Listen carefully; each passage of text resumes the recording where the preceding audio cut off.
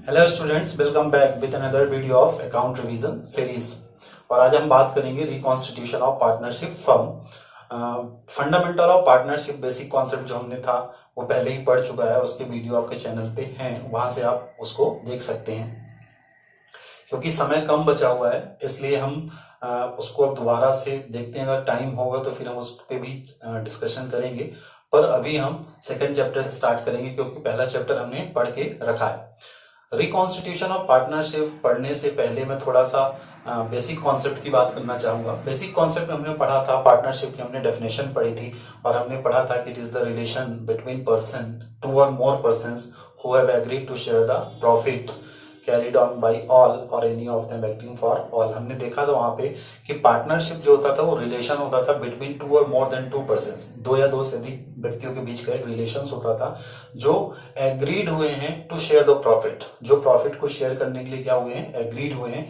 Carried on by all or any on off them acting for all का मतलब था कि या तो बिजनेस सभी के द्वारा चलाया जा रहा था या तो बिजनेस सभी की तरफ से किसी एक के द्वारा चलाया जा रहा था। यहां से फिर हमने सीखा था कि partnership comes into existence through an agreement. Partnership existence में ही आता है थ्रू एन एग्रीमेंट। और हमने बताया था कि ऑब्जेक्टिव में भी क्वेश्चन पूछा जाता है तो पार्टनरशिप का या साझेदारी का जो जन्म होता है वो किससे होता है, समझौते से होता है। मतलब पार्टनरशिप स्टार्ट ही होती है हमारी एग्रीमेंट से, ठीक है। पार्टनरशिप डीड हम बनाते हैं जो, वहीं से हमारी पार्टनरशिप क्या होती है, स्टार्ट होती है। एग्जिस्टेंस में पार्टनरशिप तभी आती है जब हमारा क्या होता है, एग्रीमेंट फॉर्म होता है, ठीक है। मतलब पूरी कहानी जो है वो एग्रीमेंट पे ही चलती है, पूरी कहानी जो है वो एग्रीमेंट पे चलती है। तो हम यहाँ पे एग्रीमेंट की बात करेंगे, ठीक है, एग्रीमेंट की बात करेंगे। रिकॉन्स्टिट्यूशन में भी एग्रीमेंट का बार बार आएगा नाम, इसलिए हमने पहले डिस्कशन कर लिया इसका कि पार्टनरशिप का जो जन्म होता है वो एग्रीमेंट से होता है, ठीक। Partnership comes into existence through an agreement. चलिए बात करते हैं रिकॉन्स्टिट्यूशन की कि रिकॉन्स्टिट्यूशन ऑफ फर्म क्या होता है। मैं बार बार कहता हूं कि किसी भी चैप्टर के बारे में आपको अगर समझना है उसके अंदर क्या है, चैप्टर के अंदर क्या क्या प्रोसेस होगी, तो मैं बार बार इस चीज में एम्फेसिस करता हूं और इस जोर देता हूं कि आप उस चैप्टर का जो नाम है उस नाम का मतलब समझ लो तो चैप्टर के अंदर की सारी कहानी आपको खुद ही समझ में आने लगती है, ठीक। तो सबसे पहले हम रिकॉन्स्टिट्यूशन ऑफ पार्टनरशिप का मतलब समझेंगे कि रिकॉन्स्टिट्यूशन क्या होता है, ठीक। तो जैसे हमने बताया कि रिकॉन्स्टिट्यूशन ऑफ पार्टनरशिप फर्म, जिसे हम साझेदारी का क्या कहते हैं, पुनर्गठन कहते हैं, ठीक। तो रिकॉन्स्टिट्यूशन, ये जो शब्द है हमारा, ये बना है री प्लस कॉन्स्टिट्यूट से। तो री का मतलब क्या होता है, ये जो री है, री का मतलब क्या होता है, दोबारा। री का मतलब दोबारा, और कॉन्स्टिट्यूट का मतलब क्या होता है, बनाना, दोबारा बनाना, ठीक। किसे दोबारा बनाना, पार्टनरशिप फर्म को दोबारा बनाना। रिकॉन्स्टिट्यूशन ऑफ पार्टनरशिप फर्म बनाना या दोबारा बनाना, किसे, पार्टनरशिप फर्म को। मतलब यहाँ पे बात कर रहा है कि पार्टनरशिप फर्म को दोबारा से बनाना क्या कहलाता है, रिकॉन्स्टिट्यूशन कहलाता है, ठीक। हिंदी में बात करते हैं, लिखा हुआ है साझेदारी का पुनर्गठन। तो ये जो पुनर्गठन शब्द बना है, ये बना है पुनः और गठन से। तो पुनः का मतलब क्या होता है, ये भी होता है दोबारा, और गठन का मतलब क्या होता है, बनाना। गठन का मतलब क्या होता है, बनाना।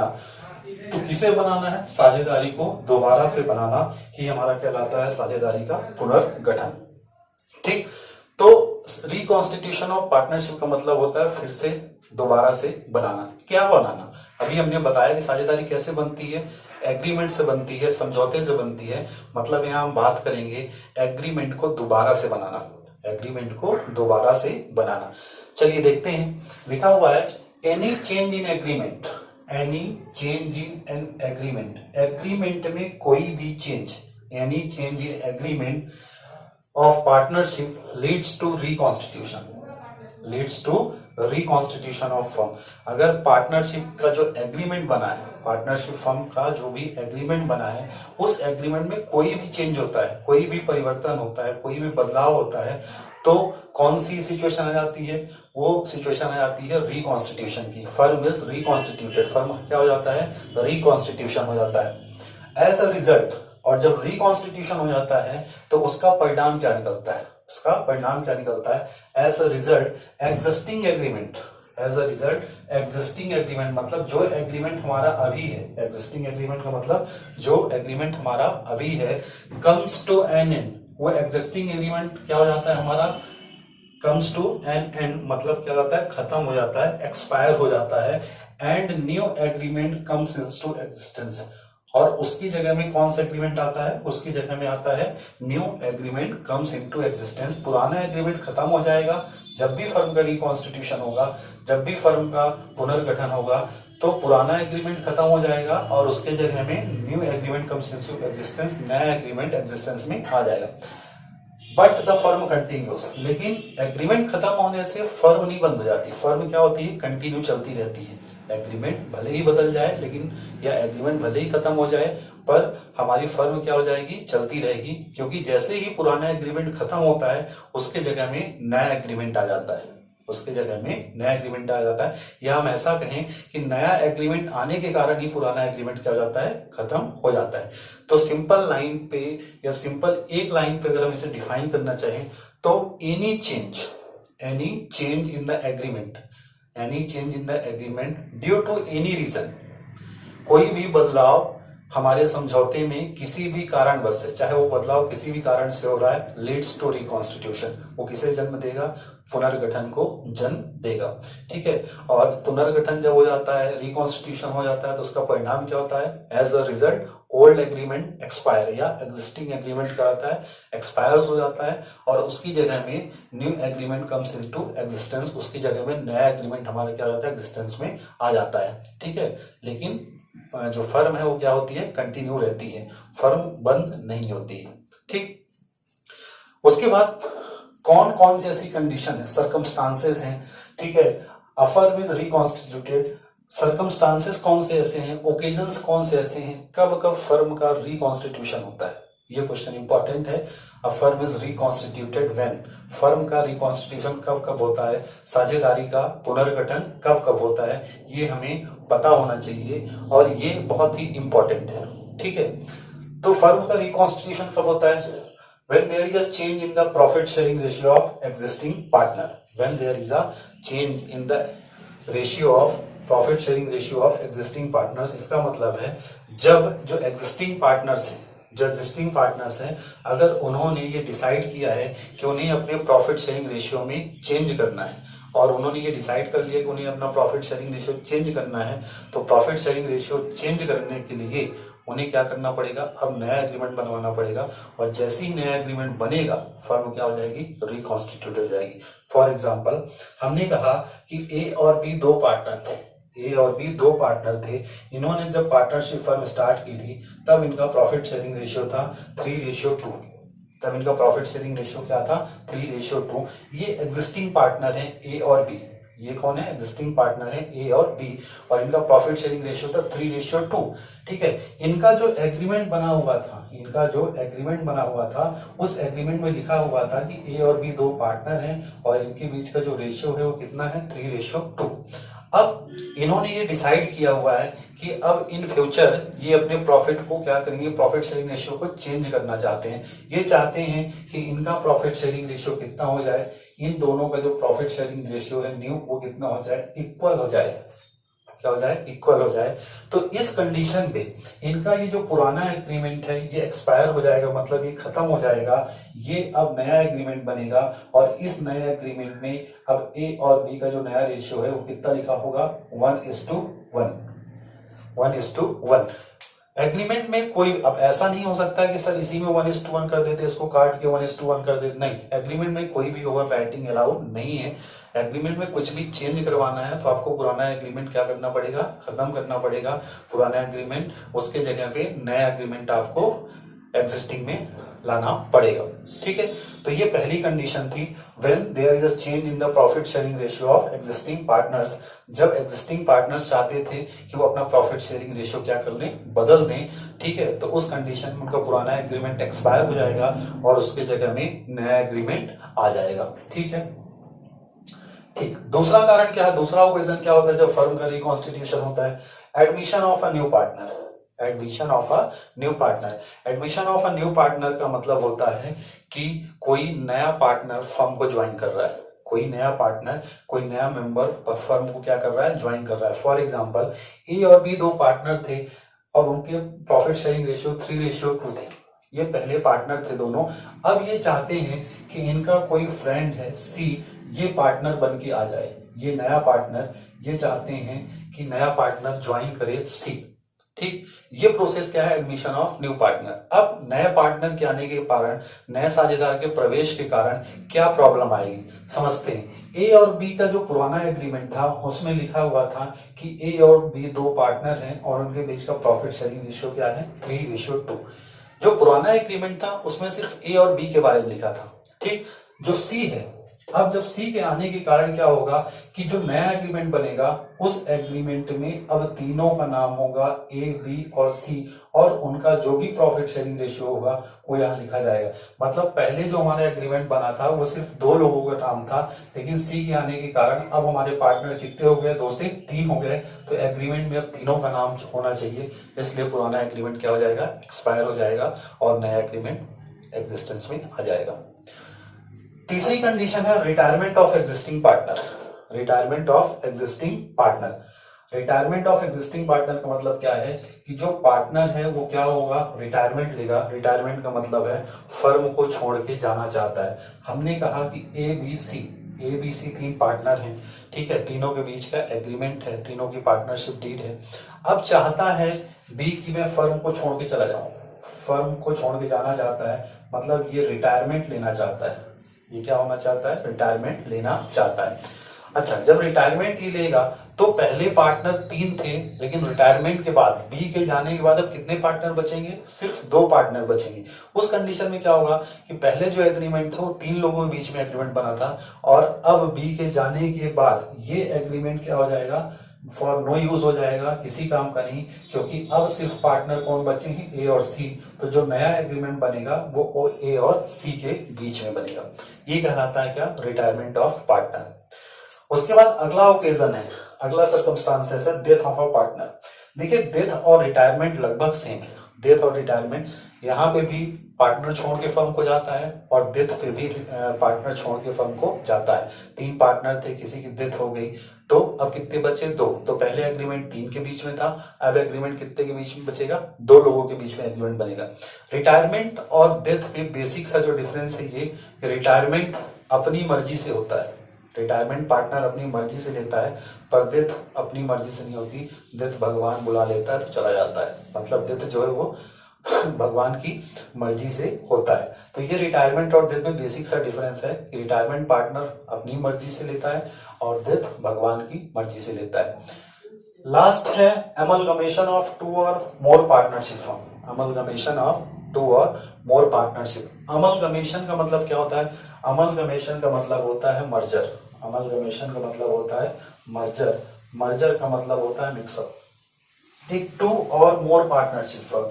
अमलगमेशन ऑफ 2 और मोर पार्टनरशिप फर्म का मतलब है कि कोई भी, जैसे 2 फर्म चल रही है, ठीक है, कोई भी, जैसे हम और हमारा ए और बी मिलकर के एक फर्म चला रहे हैं, सी और डी मिलकर एक फर्म चला रहे हैं, एक फर्म ये है और एक फर्म ये।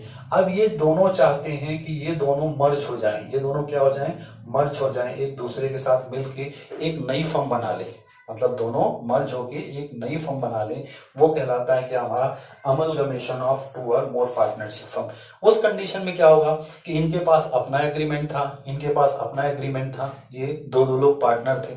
अब जब ये मर्ज हो जाएंगे, अमलगमेट हो जाएंगे, उस कंडीशन में क्या होगा कि चारों नए पार्टनर्स, मतलब चारों पार्टनर साथ में हो जाएंगे। तो उस कंडीशन में इनका अपना जो सेल्फ एग्रीमेंट था, इनका अलग इनका अलग, वो एग्रीमेंट क्या हो जाएगा, खत्म हो जाएगा, और अब इन चारों का मिला के एक नया एग्रीमेंट बनेगा। अब इन चारों का मिला के क्या होगा, एक नया एग्रीमेंट बनेगा।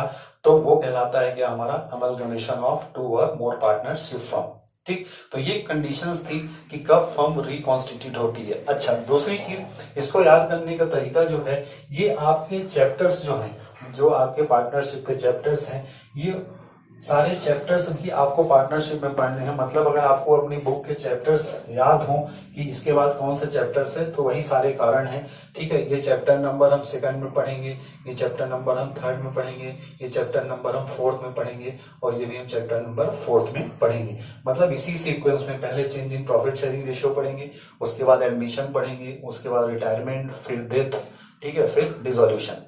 ठीक, तो ये हमें आना चाहिए कि रिकॉन्स्टिट्यूशन कब कब होता है। दूसरी चीज, ये चैप्टर है तो एक तरह का इंट्रोडक्शन चैप्टर कहना चाहिए कि रिकॉन्स्टिट्यूशन का एक इंट्रोडक्शन चैप्टर है, क्योंकि जितने भी टॉपिक आप इस चैप्टर पे पढ़ोगे, जितने भी टॉपिक आप इस चैप्टर में पढ़ोगे, वो सारे टॉपिक आपको नेक्स्ट अपकमिंग चैप्टर्स में पढ़ने पड़ेंगे। ठीक है, जैसे आप यहाँ चेंज इन रेशियो पढ़ोगे, उसके बाद adjustment of goodwill, treatment of reserve and accumulated profit, ठीक है, उसके बाद revaluation of assets and liabilities, partners capital account, balance sheet, ये सारे चैप्टर आप नेक्स्ट अपकमिंग चैप्टर्स में पढ़ोगे। सभी का कॉन्सेप्ट जो है वो अकॉर्डिंग टू सिचुएशन बदलता जाएगा। सभी का कॉन्सेप्ट जो है वो अकॉर्डिंग टू सिचुएशन बदलता जाएगा। मतलब सिर्फ ट्रीटमेंट बदलता जाएगा, रिटायरमेंट में कुछ ट्रीटमेंट और हो जाएगा, एडमिशन में कुछ ट्रीटमेंट और हो जाएगा। तो इसमें जितने भी टॉपिक हम पढ़ेंगे वो सारे इंपॉर्टेंट हैं और उनका इंट्रोडक्शन क्लास है ये सभी टॉपिक्स का, जो आगे तो आपको पढ़ने हैं। ठीक, इस चैप्टर से वैसे तो एक क्वेश्चन आपको देखने को मिलता है चेंज इन रेशियो का। अब पहले हम बात करते हैं कि इस चैप्टर में हमको और क्या पढ़ना है। ठीक है, तो ये तो था रिकॉन्स्टिट्यूशन के ओकेजन्स। हमें जो सेकंड चैप्टर में पढ़ना है वो सेकंड चैप्टर का हमारे नाम है change in the profit sharing ratio. मतलब इसमें हमें देखना है कि प्रॉफिट शेयरिंग रेशियो के चेंज होने के कारण फर्म रिकॉन्स्टिट्यूट हो रही है, तो उसकी अकाउंटिंग हम कैसे करेंगे, क्या क्या केसेस हमारे सामने आते हैं। चलिए, इस चैप्टर में हमें पढ़ना है रिकॉन्स्टिट्यूशन में change in profit sharing ratio. अच्छा, अगर चेंज हो रहा है, हमने कहा कि आपकी सैलरी चेंज हो गई, आपकी सैलरी क्या हो रही, चेंज हो गई, तो चेंज दो तरीके से होता है। चेंज जो होता है हमारा वो दो तरीके से होता है, या तो आपकी सैलरी बढ़ गई होगी, या तो आपकी सैलरी क्या हो गई होगी, घट गई होगी। आपकी सैलरी या तो बढ़ गई होगी या तो घट गई होगी। चेंज हमेशा दो तरह का होता है, या तो पॉजिटिव या तो निगेटिव। अगर आपका रेशियो चेंज हुआ है, अगर आपका रेशियो चेंज हुआ है, तो या तो आपका रेशियो बढ़ा हुआ होगा, या तो आपका रेशियो क्या हुआ होगा, घटा हुआ होगा।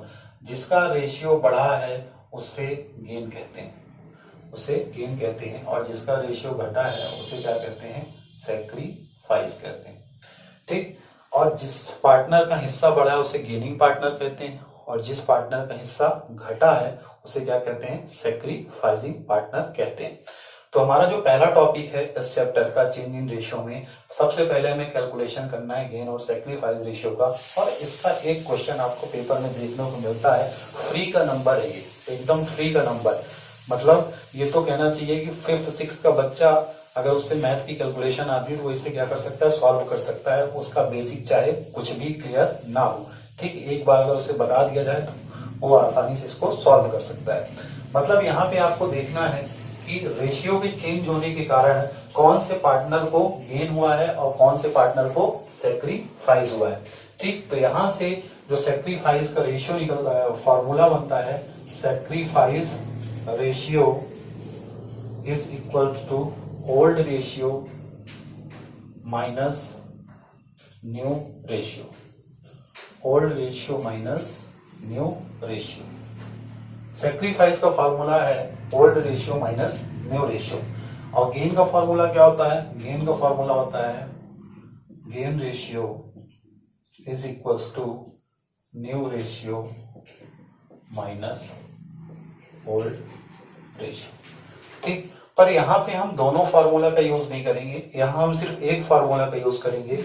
वो फार्मूला है sacrifice ratio equal to gain ratio. मतलब हम सिर्फ इस फार्मूले का यूज करेंगे, sacrifice ratio is equals to old ratio minus new ratio. इस फार्मूले का हम यूज करेंगे, sacrifice ratio is equals to old ratio minus new ratio. अगर आंसर हमारा प्लस में आता है तो वो सैक्रिफाइस रेशियो है, अगर आंसर हमारा प्लस में आता है तो वो क्या कर रहा है, सैक्रिफाइस, और आंसर अगर हमारा माइनस में आता है तो वो क्या कर रहा है, गेन रेशियो। मतलब अगर आंसर प्लस में है तो क्या कर रहा है, त्याग, और अगर आंसर माइनस में है तो क्या कर रहा है, प्राप्त। पर ध्यान रहे आपको कंफ्यूज नहीं होना है, क्योंकि यहाँ हमने प्लस को गेन किया और यहाँ हमने माइनस को, ठीक है।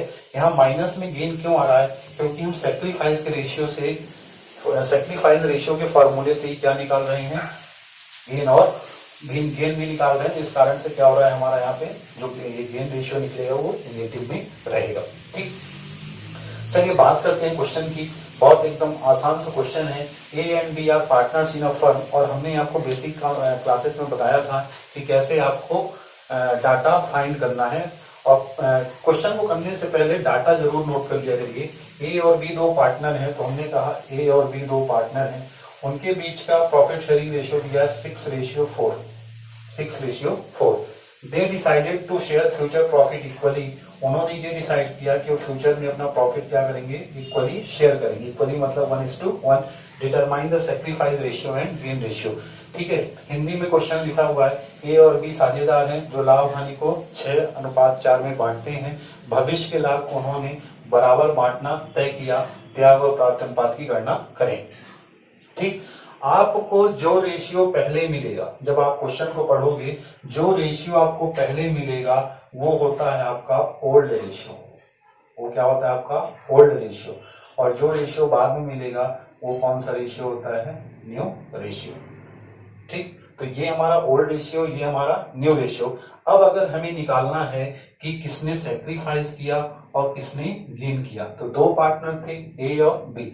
फॉर्मूला क्या होता है, old ratio minus new ratio. तो ए का ओल्ड रेशियो कितना है, 6/10, और ये है 4/10, और न्यू रेशियो है 1/2 और 1/2। तो ए का ओल्ड रेशियो कितना है हमारा, 6/10। बी का ओल्ड रेशियो कितना है हमारा, 4/10, माइनस माइनस।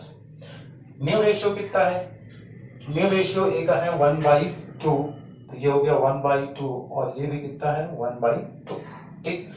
10 और 2 का हम एलसीएम ले तो कितना हो जाएगा हमारा, 10 हो जाएगा, ठीक। इसको जब सॉल्व करेंगे तो हो जाएगा 6 - 5, ये हो जाएगा 1/10, ठीक। इसको जब सॉल्व करेंगे तो हो जाएगा 10, और ये हो जाएगा 4 - 5 = -1/10। ये वाला आंसर हमारा जो है, ये हमारा किस में आ रहा है, प्लस में। तो प्लस में है तो क्या है, ये प्लस में है तो ये सैक्रिफाइस है। और जो निगेटिव में है वो क्या है, हमारा गेन है। ये आपको माइनस यहाँ पे दिखाना नहीं है, बस आपको समझने के लिए हमने ये माइनस लगाया था कि अगर गेन होगा तो माइनस में होगा और प्लस होगा तो सैक्रिफाइस होगा, ठीक है। तो इसको ऐसे सॉल्व करना है। फिर आप क्वेश्चन की एक्यूरेसी को चेक भी कर सकते हो, और यहीं से मैं आपको एक नया कॉन्सेप्ट बताऊंगा। कॉन्सेप्ट ये है कि always gain ratio is equal to sacrifice ratio. Gain ratio is equal to sacrifice ratio. ये जो कॉन्सेप्ट है ये आपकी एक्यूरेसी को चेक करेगा। मतलब ये आपको क्वेश्चन भी चेक कर लेना है कि आपका गेन रेशियो सैक्रिफाइस रेशियो के बराबर है कि नहीं। अगर दोनों बराबर हैं, जितना ही गेन है उतना ही सैक्रिफाइस है, मतलब आपका सॉल्यूशन, आपका एक्सप्लेनेशन क्या है, सही है, ठीक है। तो यहां से एक नया कॉन्सेप्ट हमें सीखने को मिला कि हमेशा जो गेन रेशियो होगा वो सैक्रिफाइस के बराबर होगा, क्योंकि जितना हिस्सा कोई गेन करेगा उतना ही किसी ने सैक्रिफाइस किया होगा। या मैं ऐसा कहूं कि जितना किसी ने सैक्रिफाइस किया होगा उतना ही किसी ने क्या किया होगा, गेन किया होगा। तो ये था हमारा सबसे पहला टॉपिक, चेंज इन रेशियो में calculation of gain and sacrifice ratio. जो भी 5-7 क्वेश्चन है आपके, इसको आपको कर लेना है प्रैक्टिस, क्योंकि ये इंपॉर्टेंट ही आता है। ये 2 नंबर 3 नंबर में आपका एक क्वेश्चन पूछा जाता है, तो ये आपसे बनना चाहिए। चलिए अब हम बात करते हैं अपना अगला टॉपिक, एडजस्टमेंट ऑफ गुडविल। कि एडजस्टमेंट ऑफ गुडविल क्या होता है, क्या इसकी रिक्वायरमेंट होती है, और ये क्यों किया जाता है। पर एडजस्टमेंट ऑफ गुडविल को करने से पहले हमने जो अभी गेन और सैक्रिफाइस निकाला था, उससे मैं इसको थोड़ा सा रिलेट करता हूं कि आखिर क्या है। तो गेन और सैक्रिफाइस क्यों निकाला जाता है, क्या आखिर, ठीक है, हमने रेशियो, पार्टनर्स ने रेशियो बदल दिया, ठीक, पार्टनर का पहले रेशियो 3:2 था, उन्होंने इक्वल कर लिया, तो क्या दिक्कत है भाई? गेन और सेक्रीफाइस आखिर निकालने का रीजन क्यों था? Why we have to calculate gain and sacrifice ratio. आखिर ये क्यों जानना जरूरी था कि किसने कितना गेन किया और किसने कितना सेक्रीफाइस किया? तो गेन और सेक्रीफाइस रेशियो जो निकाला जाता है वो निकाला जाता है एडजस्टमेंट करने के लिए, चाहे वो एडजस्टमेंट ऑफ गुडविल हो और चाहे वो किसी और चीज का एडजस्टमेंट करना हो। ये एडजस्टमेंट ऑफ गुडविल जो गेन सेक्रीफाइस निकाला जाता है उसके कारण से ये एडजस्टमेंट ऑफ गुडविल पॉसिबल है। एडजस्टमेंट ऑफ गुडविल में होता क्या है कि जैसे हमने कहा कि हमारे पास दो पार्टनर हैं ए और बी और इनका प्रॉफिट शेयरिंग रेशियो है 3:2। इनका प्रॉफिट शेयरिंग रेशियो है 3:2। ठीक है, उसके बाद हमने कहा कि इनके पास मान लीजिए 50 रुपीज का प्रॉफिट होता है, तो 50 रुपीज में 30 रुपीज इसे मिलता है, 20 रुपीज इसे मिलता है। ये अगर ओल्ड रेशियो में डिस्ट्रीब्यूशन हुआ।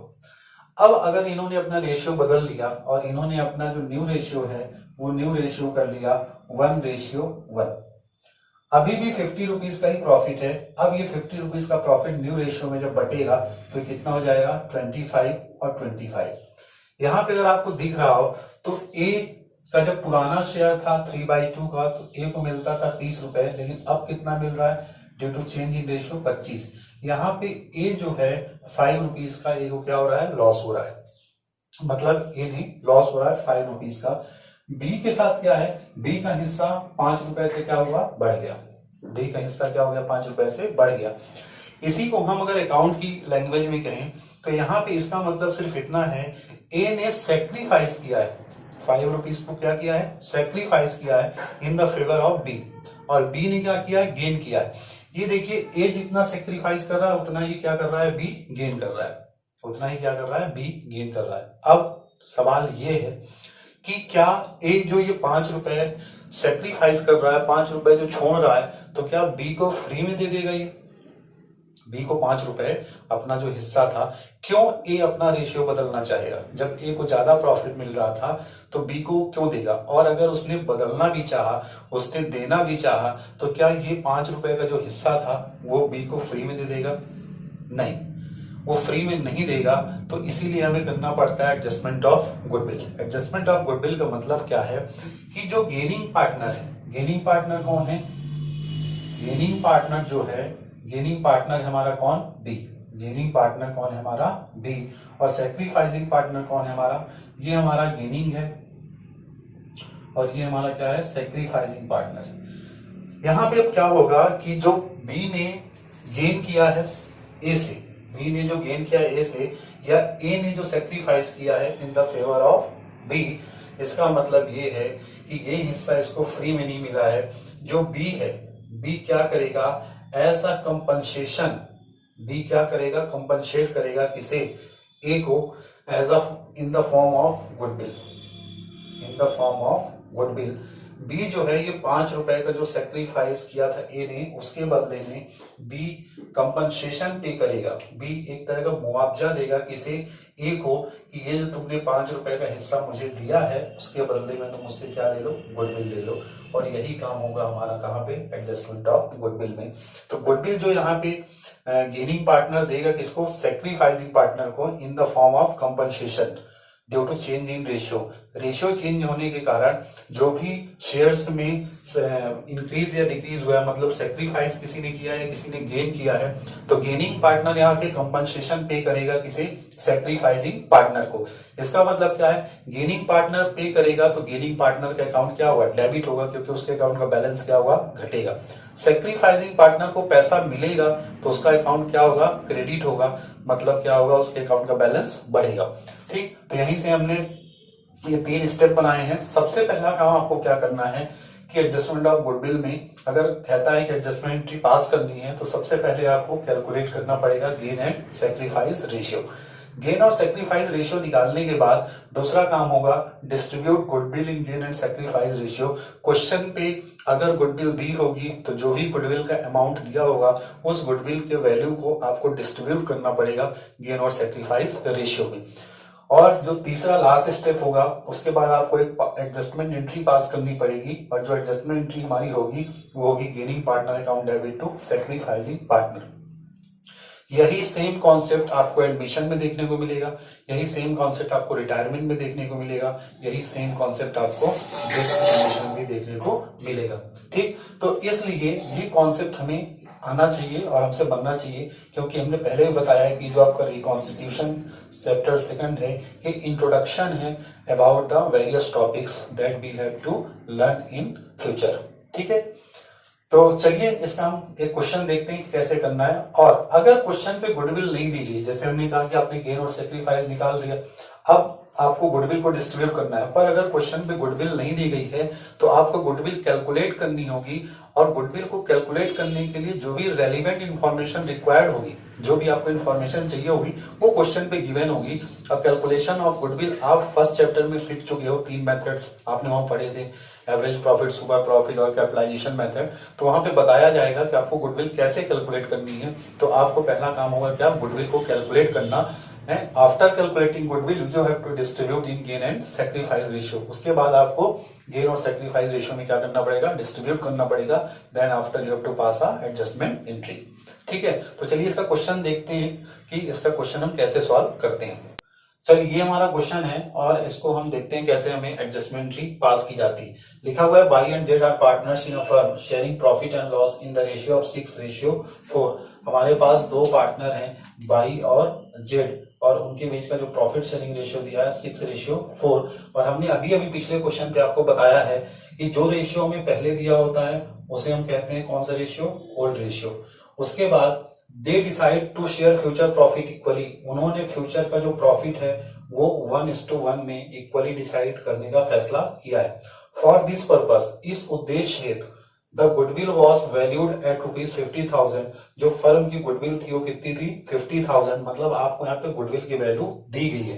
पास नेसेसरी एडजस्टमेंट एंट्री, और इसके लिए आपको एक नेसेसरी जनरल एंट्री या एडजस्टमेंट एंट्री पास करनी है। ठीक, तो हमने सबसे पहले आपको बताया है कि सबसे पहले आपको क्या निकालना है, गेन और सेक्रीफाइस रेशियो। और हमने आपको सेक्रीफाइस का फॉर्मूला बताया था, sacrifice equal to old minus new, old ratio minus new ratio. तो हम निकालते हैं सेक्रीफाइस। तो बाई का ओल्ड रेशियो कितना था, 6/10, और जेड का कितना था, 4/10, minus new ratio, new ratio कितना है 1/2, और इसका भी कितना है 1/2। इसको जब हम सॉल्व करेंगे तो ये हो जाएगा हमारा कितना, 10, 6 माइनस 5, 1/10, और ये हो जाएगा 4 माइनस 5, ये हो जाएगा 1/10।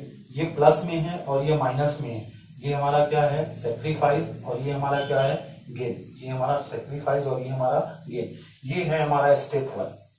ये हमारा क्या है, स्टेप 1। स्टेप 2 में हमें क्या करना था, हमने बताया था आपको कि स्टेप 2 में आपको गुडविल को डिस्ट्रीब्यूट करना है, मतलब गुडविल को बांटना है आपको गेन और सेक्रीफाइस रेशियो में। तो जब हम गुडविल का डिस्ट्रीब्यूशन करेंगे तो बाई का 50,000 गुडविल थी और शेयर कितना था 1/10, तो कितना आएगा 5,000। उसके बाद जब जेड का भी देखेंगे तो 50,000 की गुडविल थी और 1/10, और इसका शेयर कितना आएगा 5,000। ये है हमारा क्या, स्टेप नंबर 2। और इसके बाद हमें करना है क्या, तीसरा स्टेप। तीसरा स्टेप हमारा क्या है, हमें एक एडजस्टमेंट एंट्री पास करनी है। और एडजस्टमेंट एंट्री में क्या करना है, जो पार्टनर गेन कर रहा है उसे डेबिट करना है, और जो पार्टनर सेक्रीफाइस कर रहा है उसे क्या करना है, क्रेडिट करना है। ठीक, तो हम अगर एडजस्टमेंट एंट्री पास करते हैं तो तीसरा स्टेप हमारा हो जाएगा, गेन कौन कर रहा है, गेन यहाँ पे कर रहा है जेड। गेन कौन कर रहा है यहाँ पे, जेड, और सेक्रीफाइस कौन कर रहा है, बाई। मतलब जेड कंपनसेशन देगा किसको, बाई को। जेड किसको देगा कंपनसेशन, बाई को। तो जो हमारी एंट्री हो जाएगी वो क्या हो जाएगी, Z capital account debit two by capital account, two by capital account, और अमाउंट हो जाएगा 5,000। नरेशन हो जाएगा being adjustment entry pass for goodwill. पर आपको जो ये एंट्री करनी है वो फॉर्मेट में करनी है, आपको जर्नल का फॉर्मेट बनाना है और फिर ही एंट्री पास करनी है। कभी भी कोई भी एंट्री आपको करनी है अगर जर्नल एंट्री, तो बिना फॉर्मेट के आप पेपर पे नहीं सॉल्व करोगे। मैं तो यहाँ प्रैक्टिस के लिए आपको बता रहा हूँ, तो मैंने तो बिना फॉर्मेट के कर दिया, पर आपको हमेशा फॉर्मेट में करनी है। अब यहाँ पे अगर हम इस एंट्री को पढ़ना चाहें तो देखिए क्या है, यहाँ पे जो जेड है वो कंपनसेट कर रहा है किसको, बाई को। जेड 5,000 रुपए दे रहा है किसको, बाई को। मतलब जेड के अकाउंट से बैलेंस क्या हो रहा है, 5,000 रुपए घट रहा है, और बाई के अकाउंट में बैलेंस क्या हो रहा है, बढ़ रहा है। मतलब इसीलिए हमने जेड को क्या किया है, डेबिट किया है, और बाई को हमने क्या किया है, क्रेडिट किया है। ठीक, ये वो क्वेश्चन था जिसमें आपको गुडविल की वैल्यू दी गई है। अब एक क्वेश्चन हम देखते हैं जिसमें आपको गुडविल की वैल्यू नहीं दी रहती है, और ये इंपॉर्टेंट है, ये जो हम बताएंगे अब ये क्या है, इंपॉर्टेंट है। चलिए, ये हमारे इंपॉर्टेंट क्वेश्चन जिसमें गुडविल की वैल्यू नहीं दी गई है और हमें गुडविल को निकालना पड़ेगा। चलिए देखते हैं। A B C are partner sharing profit and loss in the ratio of 5:4:1। तो हमारे पास 3 पार्टनर हैं, ए बी सी, और उनका प्रॉफिट शेयरिंग रेशियो क्या दिया है, 5:4:1। हमने बताया है कि जो रेशियो हमें पहले मिलेगा वो हमारा कौन सा रेशियो होगा, old ratio.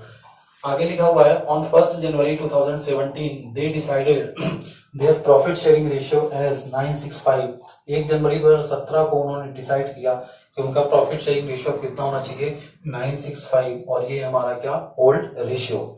For this purpose they valued the goodwill at 2-year purchase of average profit of 3 years profit. कह रहा है कि इसके लिए आपको गुडविल वैल्यू करनी है, ठीक है। और गुडविल कैसी वैल्यू करनी है, गुडविल वैल्यू करनी है 2-year purchase of average profit of 3 year। 3 साल का जो एवरेज प्रॉफिट होगा उसका 2-year परचेज, मतलब 2 से मल्टीप्लाई, ठीक है। ये हमने सीखा हुआ है कैलकुलेशन ऑफ गुडविल में। The profit for the last 3 years are 48,000, 42,000 and 60,000 respectively. ठीक, प्रॉफिट 3 साल का दिया है, मतलब गुडविल को निकालने का तरीका बताया है, गुडविल को निकालने के लिए जो रेलिवेंट इंफॉर्मेशन चाहिए वो भी बताया है, ठीक है। तो चलिए हम करते हैं क्वेश्चन को। हमें स्टेप्स अपने सेम रखने हैं। सबसे पहले गेन और सेक्रीफाइस निकालना है, फिर गुडविल दी गई होगी तो डिस्ट्रीब्यूट कर देना है, नहीं दी गई हो तो पहले फाइंड करना है, फिर डिस्ट्रीब्यूट करना है, ठीक है। चलिए देखते हैं। ये 3 पार्टनर ए बी सी, तीनों को ओल्ड रेशियो दिया है, और हमको पता है सेक्रीफाइस का फॉर्मूला होता है क्या, old minus sacrifice equal to old minus new. तो चलिए हम देखते हैं इसी फॉर्मूले को पुट करके। ये हमारा ए है, ये हमारा बी है, और ये हमारा सी है। ए का ओल्ड रेशियो कितना था, ए का ओल्ड रेशियो था 5/10, बी का था 4/10, सी का था 1/10, माइनस न्यू रेशियो कितना है, न्यू रेशियो 9/20, ये हो जाएगा 6/20, और ये हो जाएगा 5/20, ठीक है। इसको हम सॉल्व करते हैं तो 10 और 20 का एलसीएम कितना हो जाएगा हमारा, 20 हो जाएगा, और ये हो जाएगा 10 माइनस 9 इक्वल टू 1/20। उसके बाद दूसरा, इसका भी एलसीएम कितना हो जाएगा, 20 हो जाएगा। इसको सॉल्व करेंगे तो 8 माइनस 6 इक्वल टू 2/20। तीसरा जब सॉल्व करेंगे तो इसका भी एलसीएम कितना हो जाएगा, 20, और ये हो जाएगा 2 माइनस 5, और ये हो जाएगा 3/20। ये हमारा माइनस पे आ रहा है, -3/20। तो हमने बताया था अगर हमारा प्लस में होगा तो क्या होगा, सेक्रीफाइस। तो ये दोनों क्या कर रहे हैं, सेक्रीफाइस, और ये क्या कर रहा है, गेन कर रहा है। हमने बताया ये भी कि आपको चेक भी कर लेना। ये देखिए 3/20 का गेन हो रहा है, तो ये दोनों मिला के सेक्रीफाइस भी उतना ही कर रहे हैं, 3/20। मतलब हमारा गेन और सेक्रीफाइस क्या है, सही। ये हमारा था स्टेप 1, ये हमारा क्या था, स्टेप 1। उसके बाद आपको स्टेप 2 करना है, मतलब आपको गुडविल का क्या करना है, कैलकुलेशन करना पड़ेगा, क्योंकि गुडविल क्वेश्चन पे नहीं दी गई है। तो आपको कैलकुलेशन ऑफ गुडविल दिखाना पड़ेगा as a working note, calculation of goodwill. तो गुडविल के लिए कह रहा है कि गुडविल आपको निकालना है, गुडविल आपको निकलेगी जो भी आपका एवरेज प्रॉफिट होगा, जो भी आपका एवरेज प्रॉफिट होगा वो नंबर ऑफ परचेज ईयर से मल्टीप्लाई हो जाएगा, नंबर ऑफ परचेज ईयर। और हमने पहले भी सीखा था कि नंबर ऑफ परचेज ईयर की वैल्यू हमेशा हमको क्या होती है, गिवन है, जो इस क्वेश्चन पे कितनी दी गई है, 2 years दी गई है। अच्छा, मतलब हमें गुडविल निकालने के लिए क्या चाहिए, एवरेज प्रॉफिट। तो सबसे पहले हम क्या निकालेंगे, एवरेज प्रॉफिट, और एवरेज प्रॉफिट का फॉर्मूला होता है टोटल ऑफ प्रॉफिट। तो टोटल ऑफ प्रॉफिट 48, 42, 90 और 60, 150, 1,50,000 divided by number of profit year. Profit year कितने हैं, 1, 2, 3, तो ये हो जाएगा हमारा कितना, 50,000। अब ये एवरेज प्रॉफिट आ गया हमारा कितना, 50,000 का। अब एवरेज प्रॉफिट दिया, इसको हम रख देंगे 50,000, तो हमारी गुडविल की वैल्यू कितनी आ जाएगी, 1 लाख। गुडविल की वैल्यू हमारी कितनी हो जाएगी, 1 लाख। ठीक, तो अब हम आते हैं स्टेप नंबर अपने 2 पे। स्टेप 2 हमारा क्या है, जब हम कैलकुलेशन कर लेते हैं गेन और सेक्रीफाइस रेशियो का, उसके बाद हम गुडविल को क्या करते हैं, डिस्ट्रीब्यूट करते हैं।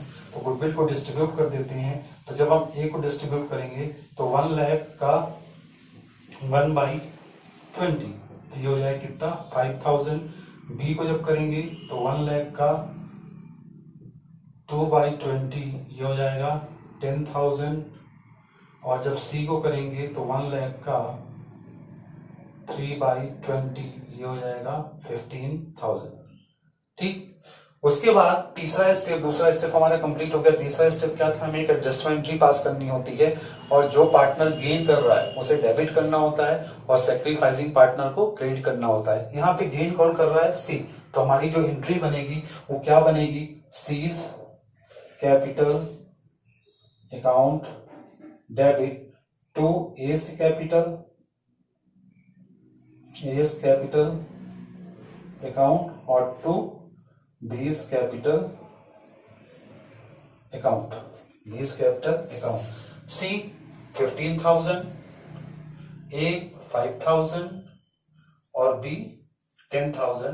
नरेशन हो जाएगा being adjustment entry for past for goodwill. ठीक, तो ये काम करना है आपको। अगर गुडविल दी गई है तो आपको डायरेक्टली डिस्ट्रीब्यूट कर देना है, पर अगर गुडविल नहीं क्वेश्चन पे तो आपको गुडविल पहले फाइंड करनी पड़ेगी, उसके बाद आपको एडजस्टमेंट एंट्री करनी है। ठीक है, चलिए अगला टॉपिक है हमारा accounting treatment of reserve and undistributed profit या एक्यूमुलेटेड प्रॉफिट। ठीक है, एक्यूमुलेटेड प्रॉफिट को ही हम अनडिस्ट्रीब्यूटेड प्रॉफिट कहलाता है। ठीक है, रिजर्व क्या होता है हमारा संचय, reserve is also a part of profit. ठीक, तो ये दोनों ही हमारे क्या है, रिजर्व भी पार्ट ऑफ प्रॉफिट होता है और ये एक्यूमुलेटेड प्रॉफिट मतलब अनडिस्ट्रीब्यूटेड प्रॉफिट। कभी कभी क्या होता है कि फर्म के पास कुछ अनडिस्ट्रीब्यूटेड प्रॉफिट होता है या कुछ रिजर्व जो उन्होंने क्रिएट किया होता है वो होता है, तो ये दोनों बैलेंस शीट में हमारे क्या होते हैं, दिखाई देते हैं लायबिलिटी साइड। ठीक है, प्रॉफिट है तो लायबिलिटी साइड और लॉस है तो एसेट साइड। तो कभी कभी फर्म के पास हम मान लेते हैं जैसे कि दोनों का ट्रीटमेंट लगभग सेम है। हम मान लेते हैं कि जैसे ये हमारा रिजर्व है, ठीक है, ये रिजर्व है, इसकी हम बात कर रहे हैं, और ये रिजर्व किधर दिखता है, ये लायबिलिटी साइड दिखता है बैलेंस शीट की। ठीक, अब ये रिजर्व है तो हमने बताया ये पार्ट ऑफ प्रॉफिट होता है, ये प्रॉफिट का ही हिस्सा होता है जो प्रॉफिट से ही बनाया जाता है। ठीक है, तो फर्म के पास रिजर्व पड़ा हुआ है या फर्म के पास कोई भी एक्यूमुलेटेड प्रॉफिट या अनडिस्ट्रीब्यूटेड प्रॉफिट पड़ा हुआ है, तो उसका कैसे ट्रीटमेंट करेंगे at the time of reconstitution अगर रेशियो चेंज हो रहा है। चलिए समझते हैं थोड़ा सा। हमने कहा कि जैसे हमारे पास दो पार्टनर थे, हमारे पास क्या थे, दो पार्टनर थे ए और बी, और इनका प्रॉफिट शेयरिंग रेशियो 3:2 का था, और इनके बैलेंस शीट में जो रिजर्व था हम मान लेते हैं कि वो जो रिजर्व था वो रिजर्व था 50,000 का। 50,000 का इनके बैलेंस शीट में रिजर्व शो हो रहा था। अच्छा, ये 50,000 का रिजर्व शो हो रहा था, तो अगर ये रिजर्व का बंटवारा बिफोर चेंज इन रेशियो करते हैं, बिफोर चेंज इन रेशियो मतलब कि रेशियो को बदलने से पहले करते हैं, तो इसका हिस्सा 30,000 का होगा और इसका हिस्सा 20,000 का होगा। पर मान लेते हैं कि इन्होंने अपना रेशियो क्या कर लिया, बदल लिया, और इन्होंने अपना जो रेशियो है वो कर लिया अब 1:1। अब अगर रिजर्व का बंटवारा इनके बाद होता है, रेशियो चेंज करने के बाद होता है, तो ये जो रिजर्व पे अमाउंट था 50,000 वो कितना मिलेगा, 25 और 25। ये देखिए ये जो पैसा था वो अगर बंटवारा हमारा रेशियो बदलने के बाद हो रहा है, तो जो ए का हिस्सा है वो 5,000 से लेस हो गया है और बी का हिस्सा 5,000 से क्या हो गया है, बढ़ गया है। तो यहाँ पे ए बंटवारा कब करना चाहेगा, ये तो चाहेगा कि रिजर्व का जो भी पैसा था वो बंटवारा कब हो, रेशियो चेंज होने के पहले बंटवारा हो। ठीक है, और अगर मैं आपसे ये कहूं कि वास्तव में सही में इसका बंटवारा कब होना चाहिए, क्योंकि ये पैसा तब का था जब उनका प्रॉफिट शेयरिंग रेशियो 3:2 का था। जब उनका प्रॉफिट शेयरिंग रेशियो 3:2 का था, तो बंटवारा भी कौन से रेशियो में होना चाहिए, 3:2 में होना चाहिए। पर इन केस अगर ये बंटवारा रेशियो बदलने के बाद होता है, अगर ये बंटवारा रेशियो बदलने के बाद होता है, तो ए का हिस्सा 25 और बी का हिस्सा 25,000 आता है, मतलब ए को क्या हो रहा है, लॉस हो रहा है। उस कंडीशन में क्या होता है, यहाँ पे अगर बंटवारा रेशियो बदलने के बाद हो रहा है, तो यहाँ पे हमें एडजस्टमेंट करने की जरूरत पड़ती है। एडजस्टमेंट करने का मतलब ये कि यहाँ पे ऐसा भी तो एडजस्टमेंट हो सकता है कि बंटवारा ये इसी रेशियो में कर लें, ए को जो 5,000 रुपए का नुकसान हो रहा है वो बी पर्सनली ये वो पे कर सकता है। तो ये टाइप ऑफ क्या है, एडजस्टमेंट है। इसी को तो हम एडजस्टमेंट कहते हैं कि अपने अकाउंट्स में चेंज ना करके बंटवारा कर लेते हैं हम न्यू रेशियो में, और फिर जो भी एडजस्टमेंट की रिक्वायरमेंट है, मतलब जो भी कम या ज्यादा है, गेनिंग पार्टनर को जो गेन हो रहा है ज्यादा, वो सेक्रीफाइसिंग पार्टनर को क्या कर देगा, पर्सनली एडजस्ट कर देगा, पर्सनली पे कर देगा। ठीक है, तो इसमें हम समझते हैं कि क्या केस होते हैं। बस हमें यही दो तरीके समझने हैं कि कब बंटवारा रेशियो चेंज होने के पहले हो रहा है और कब बंटवारा रेशियो चेंज होने के बाद। अगर रेशियो के बदलने के बाद बंटवारा होगा तो फिर हमें करना पड़ेगा एडजस्टमेंट एंट्री, और रेशियो के बदलने के पहले अगर बंटवारा हो जाता है तब हमें किसी एडजस्टमेंट की जरूरत नहीं है। अगर बंटवारा यहाँ पे इधर हो जाता तब तो इसको 30,000 20,000 मिल जाता, कोई प्रॉब्लम नहीं होती, क्योंकि वास्तव में जो बंटवारा होना चाहिए था वो ऐसा ही होना चाहिए था। ठीक, तो दो केस है हमारे पास, दो तरह के क्वेश्चंस हमको देखने को मिलेंगे और हमें क्वेश्चन को पहचानना पड़ेगा। हमें क्वेश्चन को पहचानना पड़ेगा कि कब केस 1 है और कब केस 2 है। केस 1 कहता है कि बंटवारा अगर रेशियो चेंज होने के पहले हो रहा है, और केस 2 कहता है कि बंटवारा अगर रेशियो चेंज होने के बाद हो रहा है। ठीक है, तो जैसे लिखा हुआ है सबसे पहले, when partner want to distribute before change in ratio. किसका डिस्ट्रीब्यूशन की हम बात कर रहे हैं, हम रिजर्व और अनडिस्ट्रीब्यूटेड प्रॉफिट जो हमारे पास है, फर्म के पास है, उसके बंटवारे की बात कर रहे हैं। अगर पार्टनर चाहते हैं बटना बिफोर चेंज इन रेशियो, अगर पार्टनर चाहते हैं कि जो रिजर्व का पैसा है ये रेशियो बदलने के पहले बंटवारा हो जाए, तब कोई प्रॉब्लम नहीं है और कायदे से ऐसा ही होना चाहिए था। ठीक, तब कोई दिक्कत नहीं है। अगर रेशियो चेंज करने से पहले बंटवारा होगा तो फिर किस रेशियो में बंटवारा होगा, ओल्ड रेशियो में। तो सिंपल सी जर्नल एंट्री हो जाती है। जर्नल रिजर्व है तो journal reserve account debit to partners capital account, क्योंकि ये हमारे पार्टनर्स का पार्ट ऑफ प्रॉफिट है, तो प्रॉफिट हमेशा पार्टनर्स के अकाउंट में क्या होता है, क्रेडिट होता है। अगर प्रॉफिट एंड लॉस है तो profit and loss account debit to partners capital account in old ratio. ठीक, अच्छा, लेकिन हमेशा ये लैंग्वेज आपको नहीं देखने को मिलेगी। ठीक है, लैंग्वेज कभी ये वाली मिलेगी, कभी ये वाली मिलेगी, कभी ये वाली मिलेगी। तो आपको कॉन्सेप्ट को समझना है कि कॉन्सेप्ट क्या कह रहा है। जैसे कभी कभी ऐसा भी लिखा रहता है, when they want to close the accounts, when they want to close the account, जब वो चाहते हैं कि हम अकाउंट्स को क्या कर दें, क्लोज कर दें। देखिए, किसी भी अकाउंट को अगर क्लोज करना है, जैसे बैलेंस शीट में कोई भी आइटम दिख रहा है, अगर हम उसे बैलेंस शीट से कैपिटल अकाउंट में पोस्ट कर दें, ओल्ड बैलेंस शीट है, मान लीजिए हमारे पास पुराना पैसा दिख रहा है रिजर्व का, अब उसे अगर हम कैपिटल अकाउंट में पोस्ट कर दें, ठीक है, क्योंकि पार्टनर का पैसा था, अब रिजर्व अगर बांट दिया है हमने तो क्या वो बैलेंस शीट में दिखेगा, नहीं। अगर रिजर्व का बंटवारा कैपिटल पार्टनर्स के बीच में हो गया है तो फिर वो बैलेंस शीट में शो नहीं होगा। इसका मतलब क्या है कि बैलेंस शीट से रिजर्व का अकाउंट क्या हो जाएगा, क्लोज हो जाएगा।